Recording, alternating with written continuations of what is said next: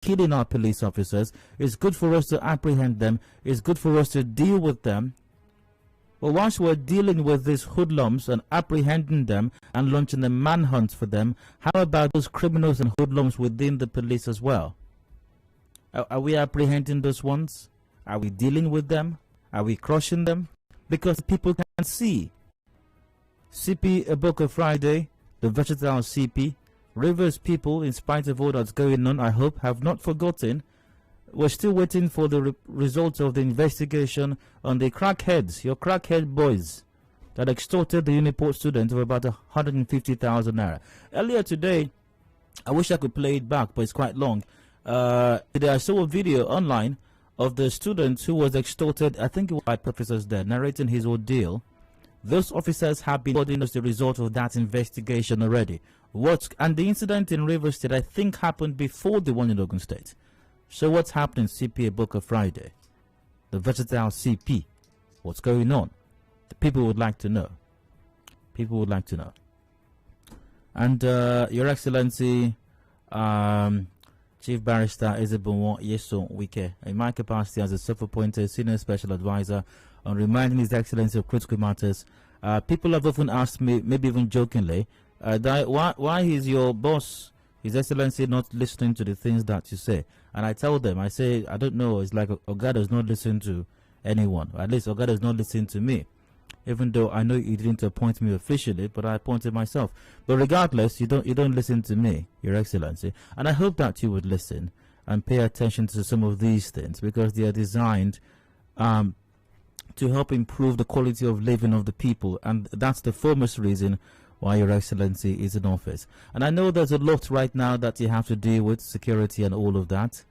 We may have made a few mistakes in the past. We may have made a few wrong turns in the past. But it's never too late to make amends. It's never too late to begin to do the right thing. It's never too late to begin to make the right choices, to make the right decisions. It's never too late.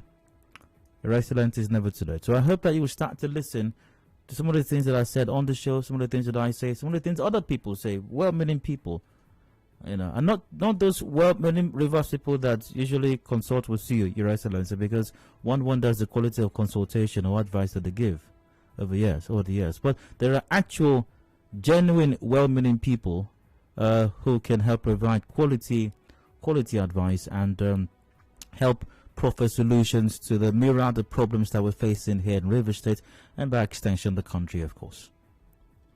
All right, so that's it for side comments. I go on a break. When I return, don't I have a commercial break? Oh yeah, I do. When I return, update on the situation with the kidnapped Greenfield University students. Do please stay tuned. Connect with your customers. Advertise on 92.3 Nigeria Info. Visit our downtown office at Shop 9, Mediatrix of All Gracies Plaza, opposite FIRS, Stadium Road, Port Harcourt, and book your commercials. Call 0817 001 8162. That is 0817 001 8162. And let us connect you to your customers. Connect with your customers. Advertise on 92.3 Nigeria Info. Visit our downtown office at Shop 9, Mediatrix of All Gracies Plaza, opposite FIRS, Stadium Road, Port Harcourt, and book your commercials. Call 0817 001 8162. That is 0817 00. You to the world, we connect you to the vicinity.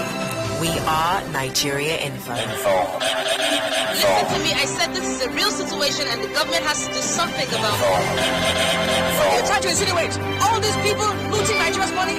This is Nigeria Info, in the heart of Nigeria. 92.3, we are Nigeria Info. And now, hard facts. With Dion.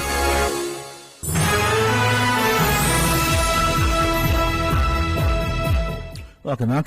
Still Hard Factor 91.3 Nigeria Info here in Port Harcourt. I'm Di. We got 26 minutes to go before 4 p.m. And as I have mentioned, I think since last week, I think they started last week, there's no rant, and there will be no rant until abducted tertiary institution students in different parts of the country are released. We had two major cases.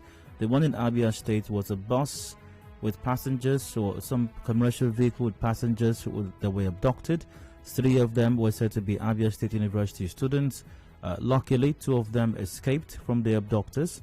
1 was remaining, but that one has also been has secured her release, and that's a good thing. But we still have the Greenfield University students who are still with 16 of them are still with their abductors. And here's the update on that situation. Courtesy the Nation. Parents of abducted Greenfield Varsity students fast. Yeah, they're fasting. Well, here's the story. Parents of the kidnapped Greenfield University students yesterday continued their fasting and praying for the safe return of the children by their abductors. 23 students and matron of the girls' hostel were abducted from the school located at Kasarami Chikun local government area, Kaduna State. The school is located on Kaduna-Abuja Highway on April 20. 5 of them were killed few days after the abduction, following what the kidnappers called failure of the parents and the school management to pay the demanded ransom of 800 million naira. On Monday last week, the kidnappers issued a fresh threat to kill the remaining 17 captives if the ransom, which they had reduced to 100 million naira, and 10 brand new motorcycles are not delivered to them by the following day. Now, Sheikh Ahmed Gumi, who facilitated the release of the kidnapped Federal College of Forestry Mechanization students, confirmed last Thursday that that they were already in talks with the students' abductors. The clerk disclosed that the bandits had lowered their demands and also backed down on their threat to kill the students. However, one of the parents who spoke with the Nation yesterday said that despite the assurances that the children will be released soon, they have resorted to praying and fasting. The parent said, quote, "Yes, we are getting assurances, but as somebody whose child is still there in the bush, until we see our children, our mind cannot really be at rest. But we are trusting God that they will be released safely." So that's the latest update on that situation. Let's talk about that for a bit. Any thoughts? Because we're not going to forget them. We're not going to forget them and move on to the other horrible things happening in the country. My lines are open right now. 0817 923 0002 or 0003. 0817 923 0007 or 0009. We are live on Twitter at Nigerian for PH, also live on facebook.com/Nigerian for PH. WhatsApp is on 0809 030 6416.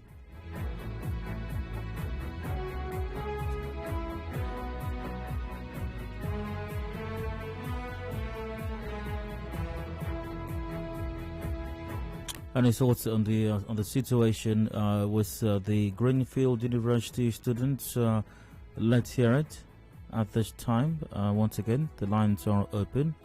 Just a moment while I confirm. Okay, all right. So I've got WhatsApp open, I've got Facebook open, and I've got, let's see, do I have Twitter open as well?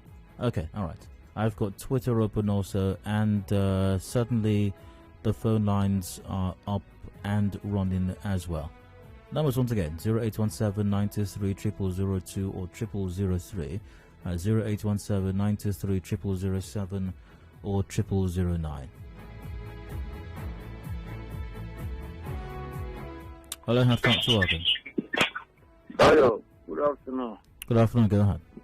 Yes, this is Henry from Podolumebo. Go ahead. I think on the issue of the coffee. Henry, if you're listening to your radio set, I made it very clear what the matter of discourse is at this time. Hello?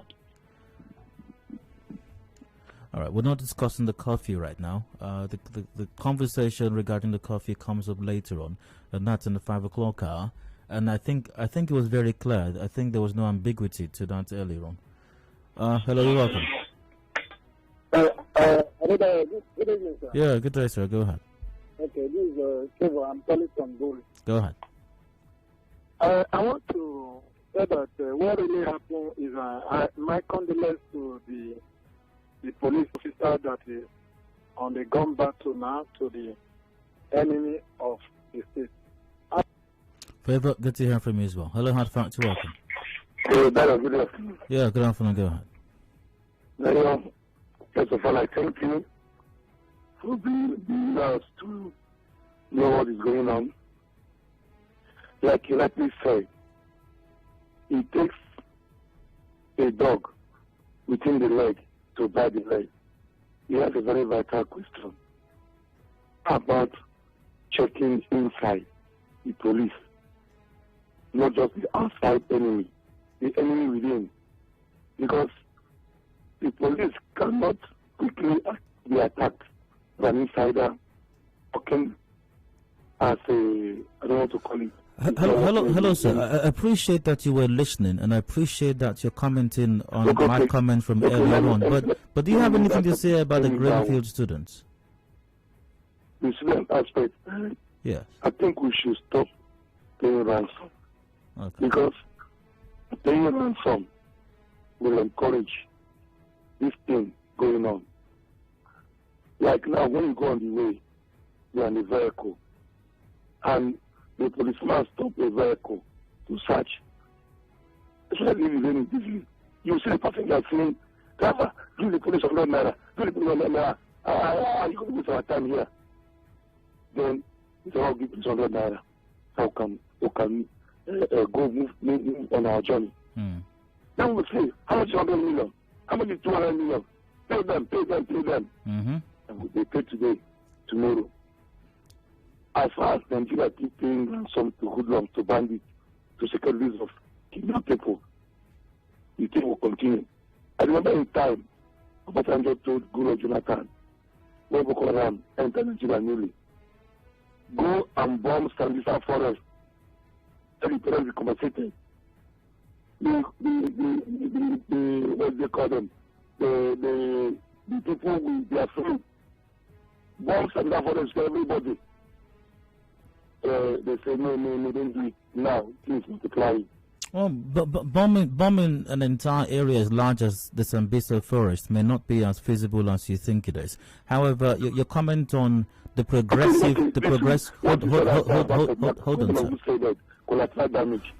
Hold on, sir. I heard your position already. Okay, my name is, okay. However, his thoughts on the progressive nature of crime is quite instructive. Because I remember, I may have been, of course, definitely I was much younger then, but I remember this whole police thing, taking people to ATMs now and forcing them to withdraw money, started with police officers begging for 10 naira or 5 naira or whatever it was back in the day to buy ice water in Lagos. I don't know if elsewhere, but there was no pure water then. It was just, there was no what we call pure water or sachet water now. It was ice water. That's what it was called. And you had people hawking ice water on the streets, on the sunny streets of Lagos then. And police officers would literally beg motorists or other road users to give them 10 naira or 5 naira to buy ice water.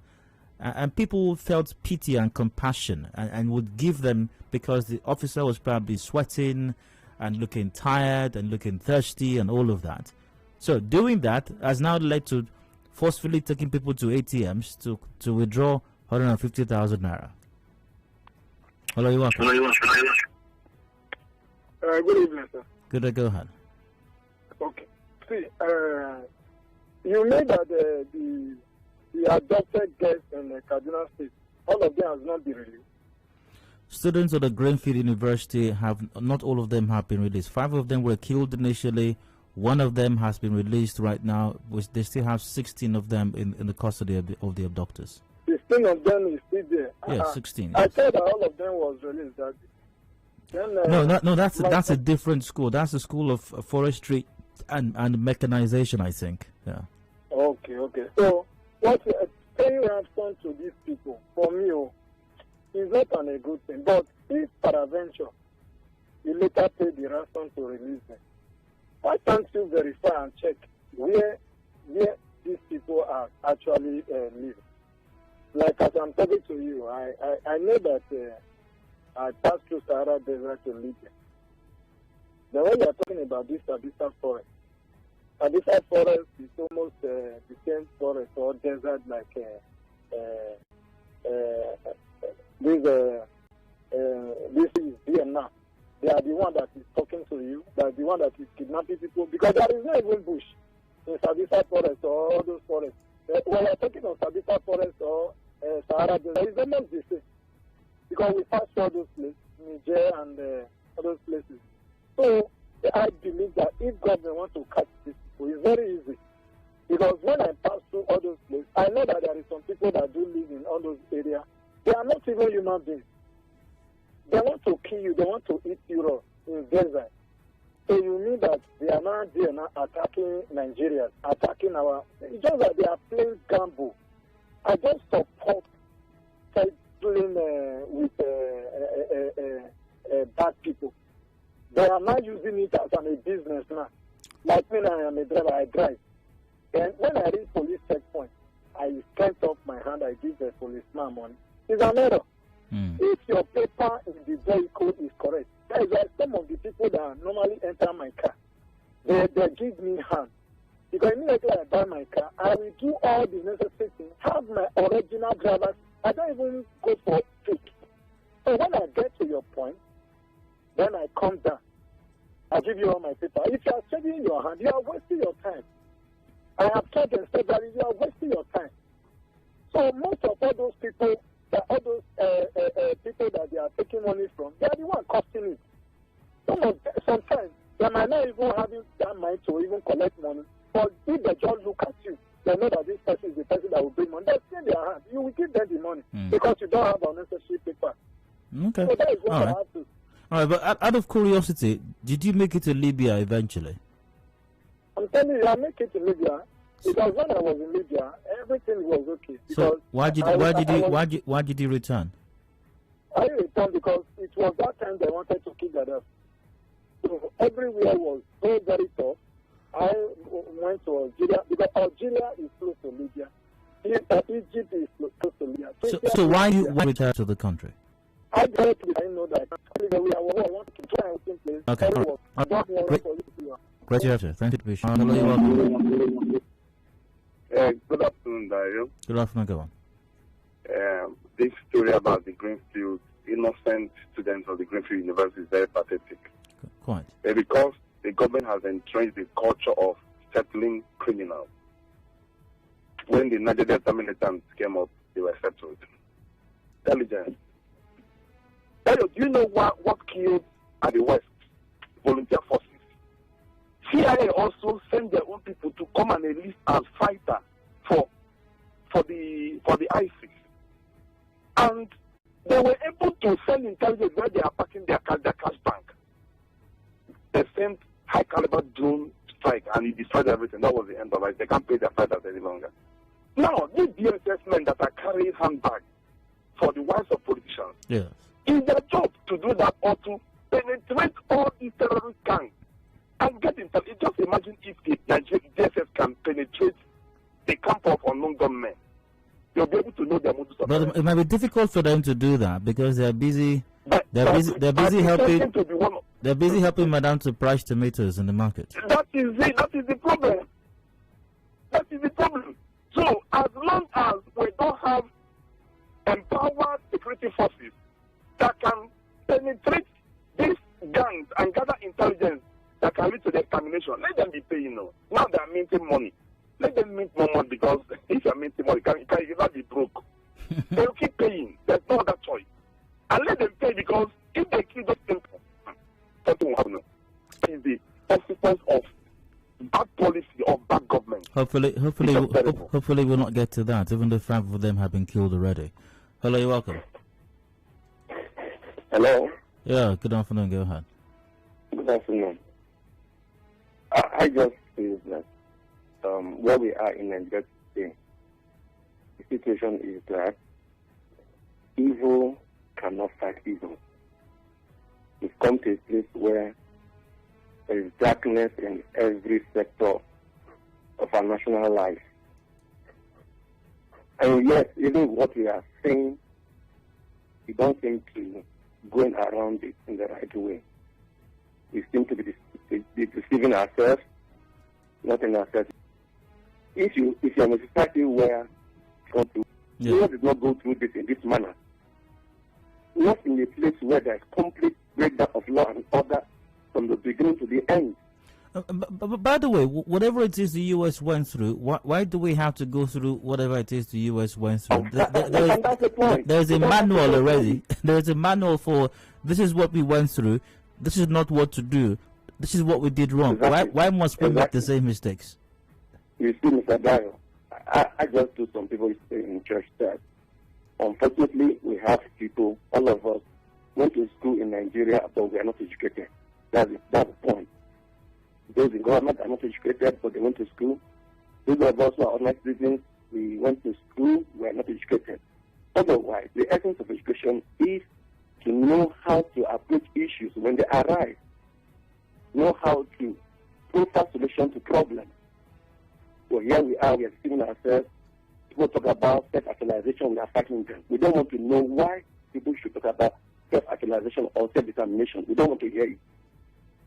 If someone is in a wrong marriage, and the marriage is consuming the children and the wife. So I apologize, but I will not entertain any conversation about secession on the show.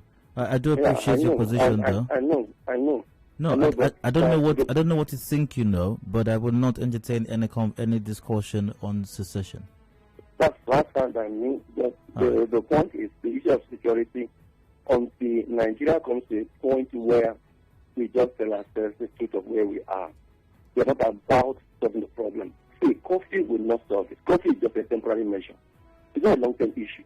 The boys who are listening to you and receiving fresh information about coffee will retreat and plan again. We should be talking about long-term solutions, not short-term. How long are we going to sustain coffee in a society like ours? How long? So I think that if we, both the citizenry and those in government, want to have a future in this country, let's tell ourselves the bitter truth. We don't have a country at this time. We are managing to survive. Thank you. You're welcome. That's it. Via WhatsApp, I think I do have a few comments over here. Yes, I do. But Michael goes down. The situation today is what we spoke against when politicians and government oppressed the people while the security gave them cover. We want that when things get out of hands, it's the masses, which the average policeman falls within, that will suffer. See where we are today. May God help our police, especially some of the fine officers I know. Good afternoon, Dio. I joined the parents to pray, believing that God will touch the hearts of their abductors. As a mother, I feel their pains, and that's from Hannah. It's a terrible situation indeed. Via Facebook, Sanibo Abia goes, Dio, good afternoon. The government and the populace of Nigeria have set a very dangerous precedent, paying ransom to kidnappers. It's now a very lucrative business. The government should think differently. Christian Chinonya goes, must we always resort to prayer over everything, even when we are expected to do what's expected of us? Chinonya, Christian Chinonya, it's a good point you've raised, but I mean, in this case of the Greenfield University students, what do you want the parents to do? What do you want the parents to do? They have to do something, I suppose, and as far as they're concerned right now, the only thing they can do is pray and hope for the best, because this is a situation that's somewhat beyond them. I mean, government is, to a great degree, if not primarily or even entirely, responsible for what plays out here, because it's not unlikely that even if the parents were to speak with the abductors directly, which I imagine they are doing, they may not be able to come up with the ransom demands of the abductors. You know, remember once again that 55 million naira was reportedly given to the abductors by the parents. I guess strongly that the parents came up with the 55 million amongst themselves. And for some parents, they probably gave all that they have already. Some may have had to borrow to, you know, put up the 55 million naira, which the abductors said they use in feeding the children. And now they're asking for 100 million naira. You know, so still via Facebook, Israel Ngwoke goes, no need fasting. Sheikh Gumi should be held responsible. He knows where they are. Michael Okezie goes, Di, good afternoon. I'm also praying for the unconditional release of the students. I hope God will make it happen in Jesus' name. I join you to say amen. I do. Yeah. I've said it before. I think I said it some months ago that when anyone talks about praying to God, my usual response in the past would have been, God's busy in Syria. But I understand that we all need coping mechanisms to deal with some of the issues we have in the country. I still subscribe to what's taken I need to do. If you're praying, fasting, or pray, or faithful doing that, if that is very honest. You are I'm paying ransom. I think, to me, if you ask me, I would advise the federal government to pay ransom to release those children. Because, you know why? No, go ahead. Because the federal government has failed to take the responsibility of understanding that the situation is hard, the country is hard. They keep on enriching themselves. Whenever they arrive in the very big office, they believe that all is well and all is settled. The common man in the street don't have anything to do there. It's only for them. So they should continue to pay ransom because they will not create employment. There's no human capital development at all in any area. You come to the state, the same thing. You go to local government, the same thing. Why won't these people start all this kind of thing? When it happened here in Niger Delta, majority of them today, they are calling them general. I wonder the day they join the military and become general. At the end of it, they were paying ransom, they were collecting amnesty and all the rest of it. What about these other persons who didn't do amnesty? How would they survive? So since